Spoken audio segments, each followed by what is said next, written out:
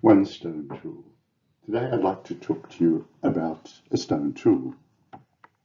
A single thing, a seemingly simple thing, but exposing many stories.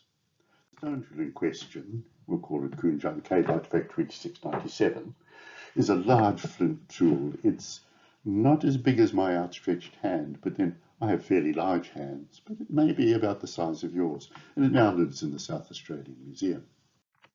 It comes from the limestone country, stretching from lower southeast of South Australia across into the southwest of Victoria, lands of the Buandig and Gunditjmara. And here it's appropriate to acknowledge the traditional owners of this area and to pay respects to their elders, past and present, especially those of the past, for after all, it is their artifacts and their lives that we're talking about. Before someone makes a stone tool, there's a lot of background. There's knowledge and understanding, there's need, there's purpose, there's skills. There's an understanding of raw materials and how to work them. This area, the lower southeast of South Australia, has abundant raw material. There's flint washed up on the beaches, not of particularly good quality, but finer quality flint, ideal for making stone tools, is to be found in the numerous caves of the area.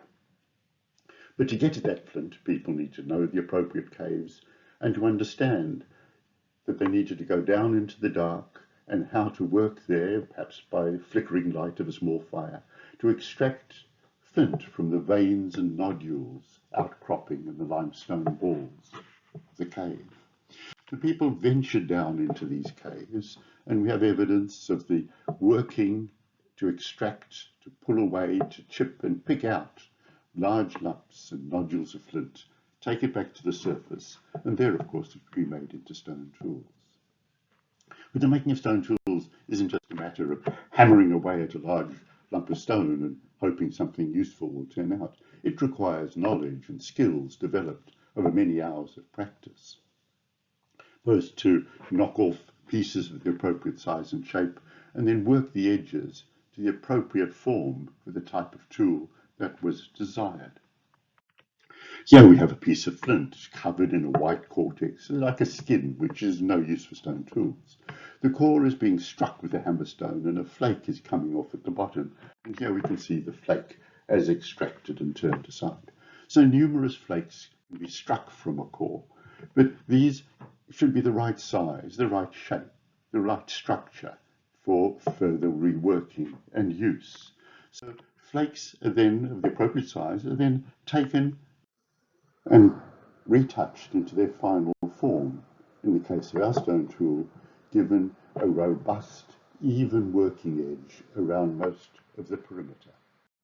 But archaeologists can also look at microscopic traces of damage or at residues left behind on the tool to identify aspects of use, the way the tool was held, and the materials that were worked.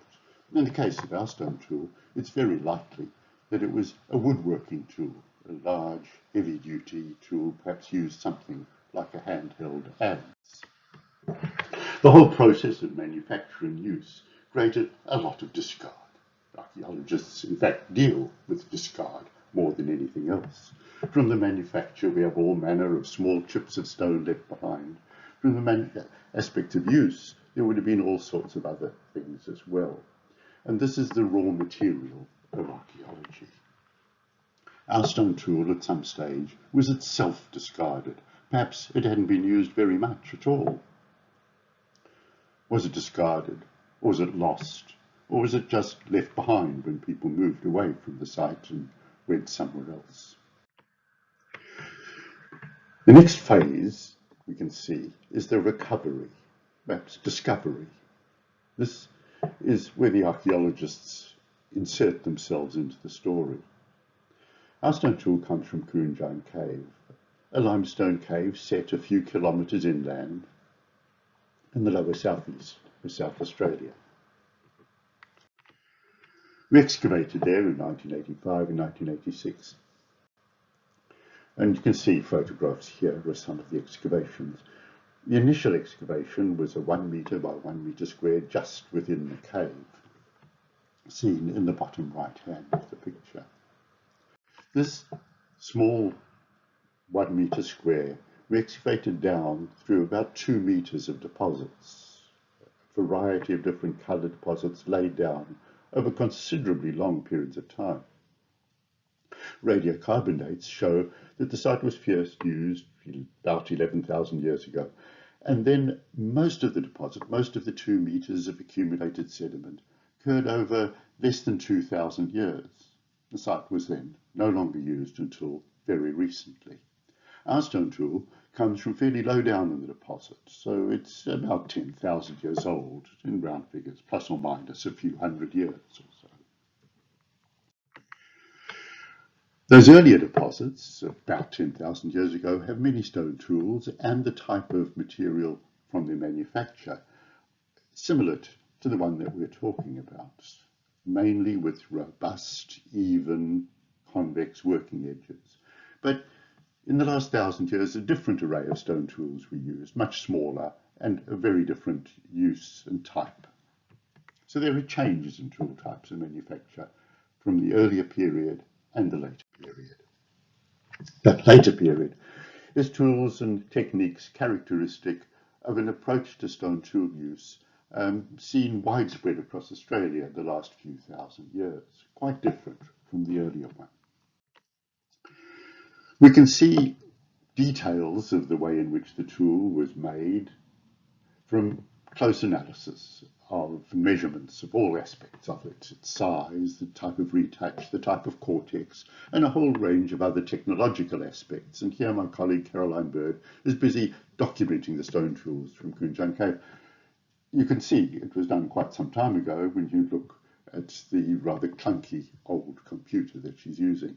And here we then have a huge amount of information on the amount of material of all different types through all the different stratigraphic units of the layers one above the other. And through this we can see fine-scale changes or differences in the way in which the stone tools were made and how people approached the whole process of manufacture. Those earlier tools, like our main subject for discussion, are large tools made on skewed flakes, so deliberately not symmetrical. There's careful preparation of the platforms from which further flakes were struck, and they have a good deal more retouch than is common in later period. And we can see this showing up in the statistical analysis of different aspects. They fit within a general tradition which has been called for many years the Gambieran Tradition, named after Mount Gambier, a major town in the region. And these are seen as carefully retouched flake scrapers, intentional production of the large skewed flakes, careful platform preparation and precise flaking. And we have many examples of these in museums because, as with those in the bottom right of the picture, these were favourite collector's items. For many years, collectors would go out into areas such as the Kongorong Hills and elsewhere and collect hundreds and hundreds of stone tools, destroying an important heritage resource. There's still some of these to be found, but unfortunately many of them were collected and removed 100 or 80 years ago. But we do have stone tools of similar type from other sites. One of the most important of these is from Wyrie Swamp, northwest of Koongine Cave, a little south of the town of Millicent. Here in the peat deposits of the swamp, we have a range of artifacts, and around the perimeter, the stone tools, like our Koongine example. But within the peat deposits, there are wooden artifacts, spears, boomerangs, digging sticks. These are unusual in being preserved. 10,000 years ago, people were making wooden artifacts. These are the type of things that were made using our stone tool, preserved just by the accident of being buried in that particular environment of the peat swamp. They remind us, of course, that most of the material goods of people of the time, in fact, of most of the time that people have been in Australia, just don't survive. We don't have the skin, or the bark, or the wood, or the sinews, or the fur. All of the materials that we used for a variety of complex artifacts. We only have the stone tools. Here we are lucky to see the type of product made by our Koongine stone tool. Somewhat similar tools are found at the other end of Discovery Bay, near Portland, in Victoria. Here at Bridgewater Cave, excavations by Harry Randolph showed at about the same time large stone tools were present in the site. And nearby to that, at Cape Duquesne, we have a different type of site than the exposed and rather barren cliff tops. There are fragments of shell middens where people were collecting shells and living there about 10,000 years ago. The coastline was different then, but we at least have some evidence that 10,000 years ago people were using Bridgewater Cave, they were using Cape Duquesne at about the same time as they were at Koongine and at Wyrie Swamp, and of course at many other unknown sites. We can in fact then define a regional stone tool tradition, mainly using the quality flint either from the coast or from caves in the areas of the lower southeast and in parts of southwestern Victoria. A regional stone tool tradition of about 10,000 years ago. And we can contrast it, for example, with another regional stone tool tradition of about the same time, which archaeologists call the Cartan, found on Kangaroo Island and adjacent areas of the mainland in South Australia.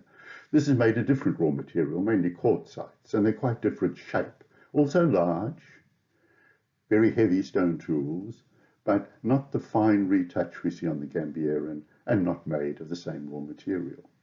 Whether these stone tool traditions just reflect the availability of raw material, or whether they also signal some other cultural differences between communities living to the north and those to the south, we have no way of knowing.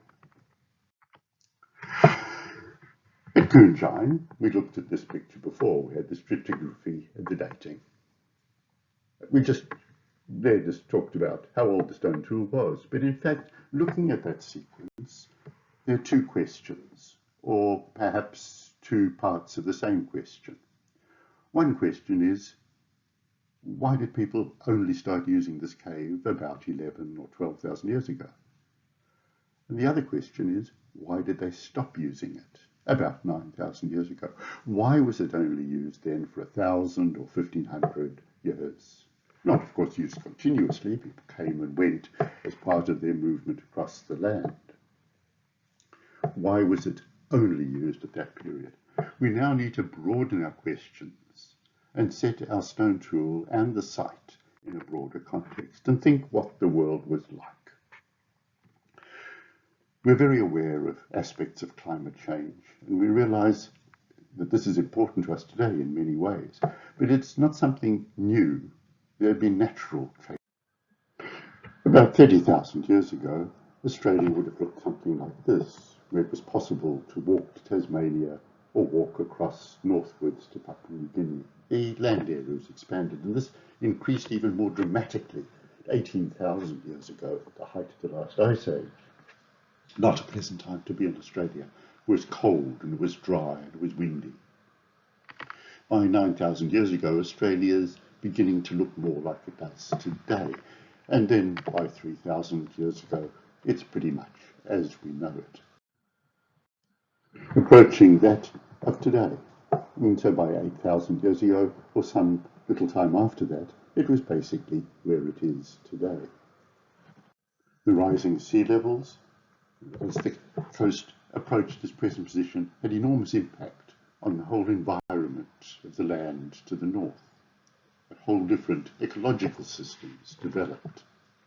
We might wonder whether this change to the environment, the rising sea levels, can be related to a Buandig tradition, although some might find an 8 or 10,000 year survival of a tradition a bit hard to cope with. Mrs. Smith documented in a small book she wrote in 1880 about the Buandig tribe of South Australian Aborigines, one of their traditional stories, where her informants told her that the land used to extend southward as far as the eye could see, and the submerged land was then forested. and owned by a man who wouldn't tolerate thieves. One day this man found a woman stealing wattle gum, and he was enraged and determined to drown her. And he seated himself on the grass, extended his right leg toward Cape Northumberland and his left toward Greenpoint, raised his arms above his head, and in a giant voice called upon the sea to come and drown the woman. And the sea advanced, covered his beautiful land, and destroyed the offending woman. It returned no more to its former bed, and thus formed the present coast of MacDonald Bay. But setting that aside, we can suggest that at the time Koongine Cave was occupied, it was then a considerable distance from the sea. People would probably have camped in and behind the dunes by the sea, collecting shellfish and other resources. They would also make use of the swamplands and the wetlands that extended inland from behind the dunes. At other times of the year, they could move further to the north, occupy sometimes or visit Koongine Cave, go down southwards across the wetlands to collect resources there, but also it was a convenient place to move north up into the woodlands on the ridge and obtain different resources from there. It was a convenient place, and it was convenient to have seasonal campsites, perhaps in the summer by the coast, and perhaps more in the winter further inland when the cave was a convenient place to be. 8,000 years ago, the sea had advanced. The wetlands were shrunk. They weren't so far. It was possible still to camp in the dunes. Shellmans accumulated. But if people wanted to use the inland resources, the woodlands, they didn't need that cave. They could camp further in the woodlands themselves, exploit them, and come south down to the wetlands if they wished. The cave was no longer a convenient place. And we should also remember that caves are not necessarily particularly interesting places to live in. They are sometimes dark and damp. They're not ideal. So at one point it was convenient to live at Koongine Cave, at another time it was not. For those few hundred years, perhaps 2,000 years at the most, it happened to be a convenient place to stop, to visit, to use. And then it was no longer useful. And that explains why this site, and perhaps why some other sites, were used for short periods only, not before and not afterwards. Sometime soon after Koongine Cave stopped being used, the Gambian tool tradition itself came to an end. It was replaced by other types of tools. Exactly why this happened, we don't know yet. But the Gambieran tradition came to an end, represents one episode in a long and complex history of Aboriginal people in the area. So by 8,000, 7,000 years ago or later, the Gambieran tradition had ended, and so does today's story.